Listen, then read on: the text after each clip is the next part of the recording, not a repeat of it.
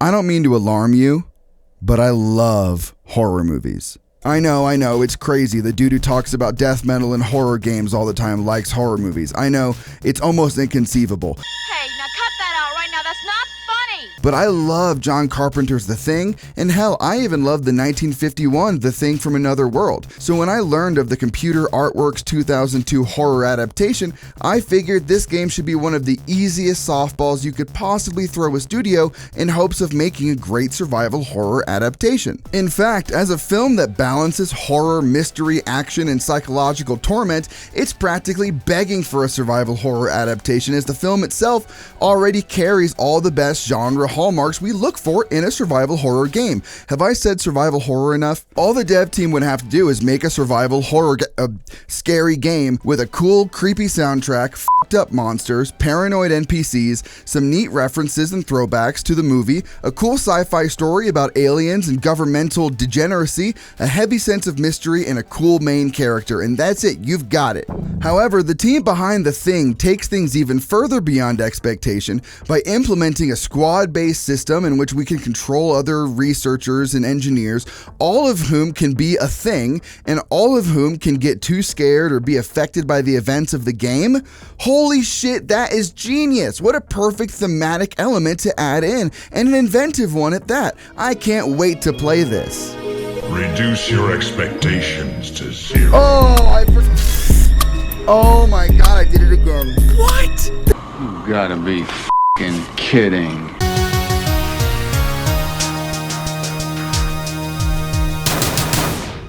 The story of The Thing, first written as a novella by John W. Campbell in 1938, concerns a group of researchers trapped in a government base in Antarctica who, after discovering the remains of an alien body, unearth a parasitic alien life force able to shapeshift into the bodies of any living thing it devours, carrying its personality and memories along with it, even able to imitate sounds like blowing wind as a way to camouflage.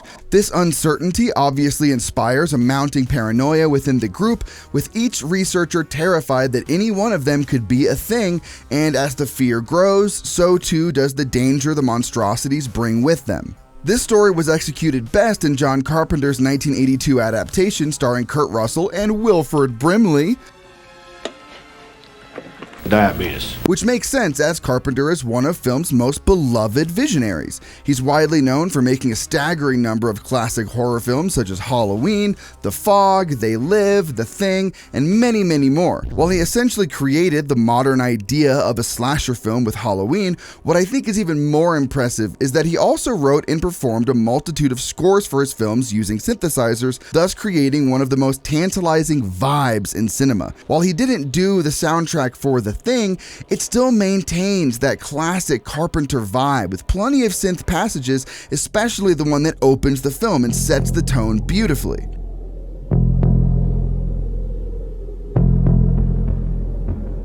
Now, I emphasize vibe and tone here so much because that's what I think makes Carpenter's films so special.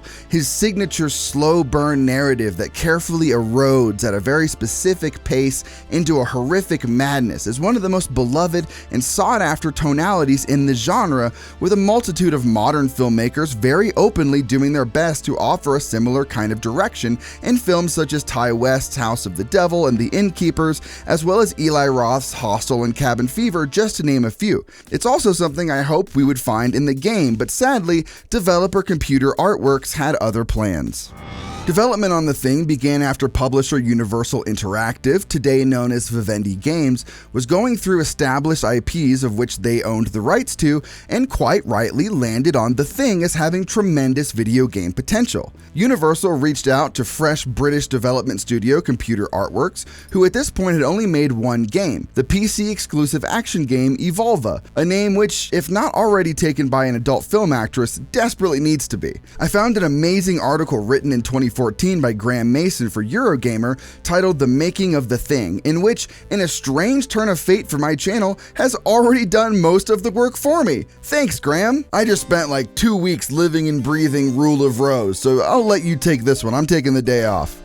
British developer Computer Artworks was formed in 1993 by artist William Latham. Quick note about William Latham that I learned while I'm sitting here editing the video right now.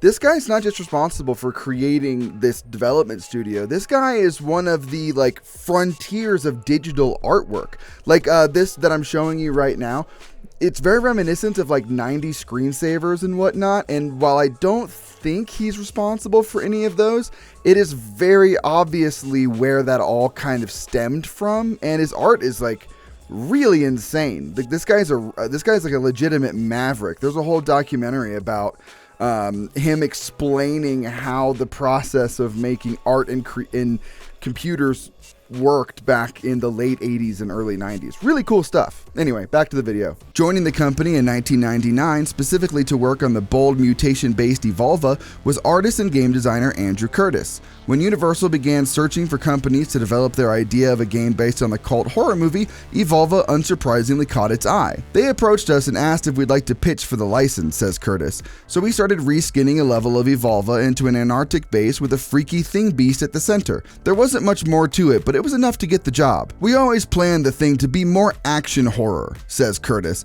and having had some experience in squad-based gaming with Evolva, it seemed right to have the game as a squad base so we could support the core ideas of fear, trust, and infection. It was more about the tension of not knowing what was going to happen next. Was the guy next to you going to try and shoot you, go insane, or morph into a freakish beast with thrashing tentacles? It's a bold strategy, Cotton. Let's see if it pays off for him. The game opens with incredible voice acting. Voice acting so bad, I'm both shocked and kind of bummed this level of goof didn't continue through the rest of the game. Wake up! After the cutscene that introduces us to the base and its dangers, Wake up! we meet the player character. Is it McCready? Perhaps a kind-hearted, multifaceted, bearded badass? Nope. We get Blake. Besides, if there are any survivors, I'm the only one on the team that speaks Norwegian. They definitely work hard to present Blake as a badass, and I do appreciate the cinematic flair of the game's opening cutscenes, but Blake's pretty much got nothing going on for him, sadly. Norwegian. It's quite clear very early on that this dude is just another generic action player character with a great jaw. Shortly after starting the game, we get into the tutorials, and oh boy, they leave no stone unturned as they don't just explain the basics of the mechanics like the cold exposure level, health, and how to trade items and control your companions. The tutorials even explain what tutorials are. Tutorials. As you play through the first 4 levels, text pop-ups like this one will come on screen from time to time to explain different parts of the game to you. Oh, that's what a tutorial is. Thanks for that, game. See, I saw text and got scared my game was broken. Oh, silly me. I get it now. A tutorial. Neat. But that's not all. These even go on to say, as you play the game, you will be given objectives. Thank God. I was worried I was just going to be wandering around in the snow. What do we do? Why don't we just wait here for a little while? Speaking of wandering around in the snow, the audio effects when you're traveling across snow, especially with your companions, is ridiculous and sounds like laser guns from another room.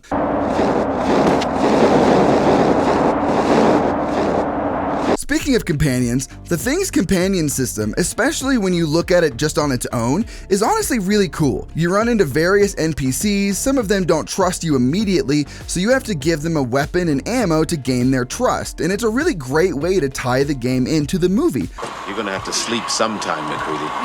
I'm a real light sleeper, child. Unfortunately, it doesn't always work, and there are definitely more than one occasion where the NPC gets confused. All right. I couldn't do it. And there are plenty of other references to the movie throughout the game too. You've got your flamethrowers to properly snuff out the things, fire extinguishers, a broken helicopter, blood tests, and even a sequence where you find a UFO ship like the one the team finds under the tool shed in the movie. The NPCs in the beginning of the game all have relatively defined, albeit stereotypical and cartoonish personas that are fun enough to keep things moving while still making them plenty expendable. The black guy is written as if by someone who has only seen black guys in action movies and literally nowhere else. I'm locked, loaded, and ready to make shit dead. Same goes for the southern guy. Look, man, me and Williams were tracking this weird animal through the base, and we lost him in the storm, and then we ran into a Swede. Norwegian. And Well, I was gonna list some other characters, but that's actually the only ones that come to mind, which is insane because you run into so many characters in this game who can be on your team, and those two, whose names I also don't remember, are the only ones that stand out, and they stand out for being Southern and black. So yeah, that's the level of character depth and dynamic we're dealing with here. They generally only have one of two jobs, either being an engineer or a medic, so when you're with the group and find a door that needs to be hacked, you call over the engineer to take over it for you. I like this mechanic, but there are plenty of instances when you're alone or are just traveling with a medic, and Blake can just hack these himself. So towards the end of the game, having to interact with NPCs to fix stuff starts feeling less like an important game mechanic and something that's just kind of pinned on when it's available, just like because they could. It is cool that the characters will react to certain things like throwing up when they see gore and whatnot, but there isn't really any sense of uniqueness within what characters react to what, and they're all more or less scripted the same way. So like, yeah, it makes sense that the engineer would see gore and vomit. But why is the medic throwing up? You're a medic, sir. Pull yourself together. I'll pull it together. Now, in the beginning, it feels much more like each character you find has real weight to them, and they matter even if they aren't very fleshed out. They have dialogue and cutscenes, etc., but they all die or just go away regardless of how you play the game. So by the mid to late game, you just keep finding new motherfuckers, and when one dies, so long as you have another one with you, the game just throws another one on the pile, and as time goes on, they have less and less personality, as if they're all just increasingly shittier copies of what came before. I know I said the original characters feel like stereotypes, but at least they were characters. Like, look at this! I reloaded this save multiple times to try to save everyone, and I did manage to save this guy, but at the top of the next chapter, nope. They're all gone, fuck them, who cares? Just shoot your gun, dude, come on, man. You see the thing and you shoot the thing. Come on, man, you shoot them up, what's the big deal? The AI usually works more or less okay, but there's definitely some moments. For instance, in the first level, there's a door you need an engineer for because the game hasn't yet decided that the NPCs are expendable and you actually need them here, whereas in later levels, you can just fucking kill them and nothing happens. Oh, I accidentally killed my guy. So I turned around to find him, and he wasn't there. So I went back outside, tracked him down through the snow, and found him here just bumbling around in circles because for whatever reason, he couldn't get through this very large opening that I could easily get through. So I had to walk him the long way back around. This didn't happen all that often, but slightly more often than you would hope. And what's even worse is that instead of watching the same small group of NPCs unravel into a paranoid madness throughout the game, which I would have loved and was kind of expecting, they're just paranoid from the jump. Literally within the first half hour, everyone is suspicious of everyone else, and that's that. Completely steamrolling the magic of the source material they're supposed to be pulling from here. So wait, what do we spend all of our time doing in the game? You kill shit.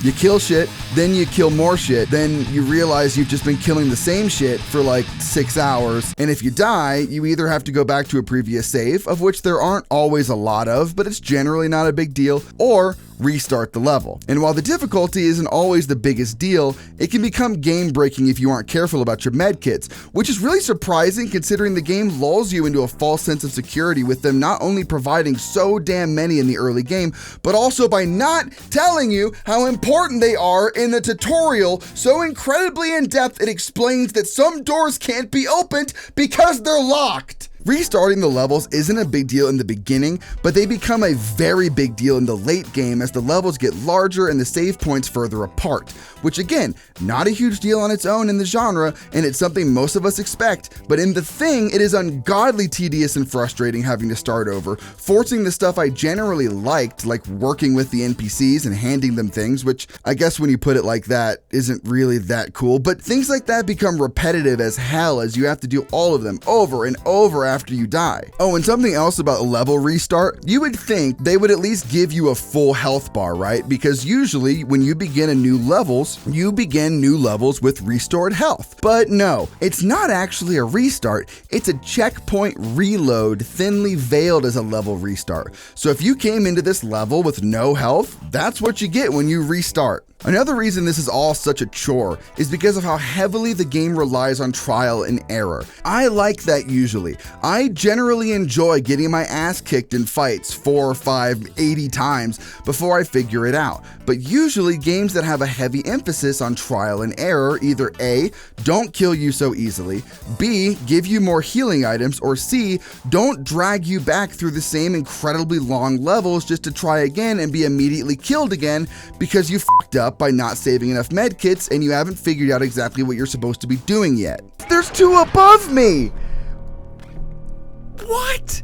Also, where's the music? There's like no music in this game at all. Even in the most dense, over-the-top action scenarios, there's just silence between combat encounters to the point of literally being silent until you shift your feet.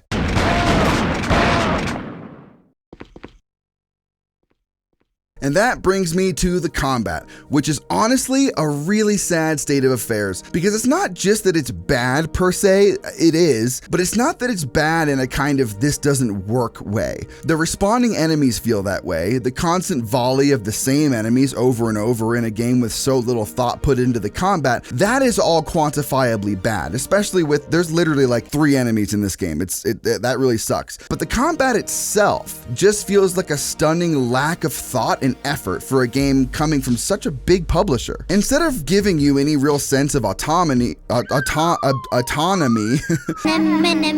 game instead gives you an automatic lock-on system. Yay! Like extermination, but even less interactive. Like, you can aim, but there's rarely any point in doing so, and for some reason every time I did, my character would automatically move and fuck up my shot, so that I'm just holding R1.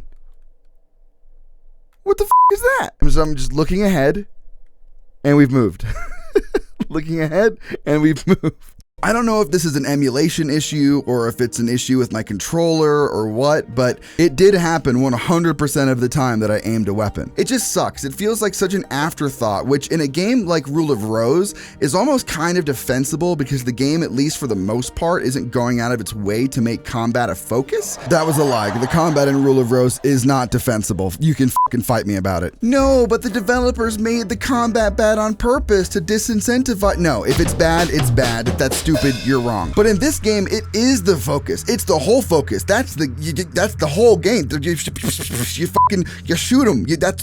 That's what it is. So why the lazy lock on? Okay, I gotta drink some water. This Red Bull is really taking me on a ride.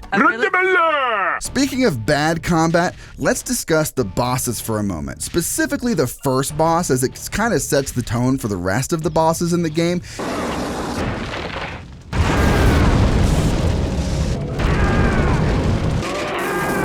Okay, so I obviously couldn't figure this out. I just kept dying over and over without so much as moving. I kept taking mandatory damage the second I walked through the door, which isn't always mandatory, but it's just kind of random whether or not that does happen. So eventually I hit a wall, I broke down, and I looked it up, and you know what the strategy is? You want to know what the strategy is for this fight? What is it, this? That's cheese. What is it, this? That's cheese. And this, what is this? Cheese also. You sit in a corner and cheese it. I can't fucking believe it. That's the strategy. You hide in a corner and repetitively shoot it from a safe distance. There's no way to interact with it in any meaningful way. No use trying to play with him or engage. You just sit in a corner and let the auto aim do the job for you. Now, this is the part of the video where I would normally talk about the story, which you would think in a game that's marketed as a fucking sequel to one of the greatest stories ever told would be a quite dense section of the video, right? No, there's not really much of a story at all. There's like a couple weak callbacks that never amount to anything, a John Carpenter cameo, the beginning of what seems like a cool story around the 2-hour mark, then it essentially disappears for nearly the rest of the game until we get a little cameo of MacReady at the end, because the guy from The Thing, it's the movie this game was based on. What do you mean you couldn't tell? The Thing was released on PlayStation 2 on September 10th, 2002 to generally favorable reviews, selling over 1 million units worldwide and even spawning a planned sequel which was eventually cancelled. Also cancelled were the Game Boy Color and Game Boy Advance versions of the game announced alongside the game's initial development, which is probably for the best. However, I would have loved to have seen what this would have looked like.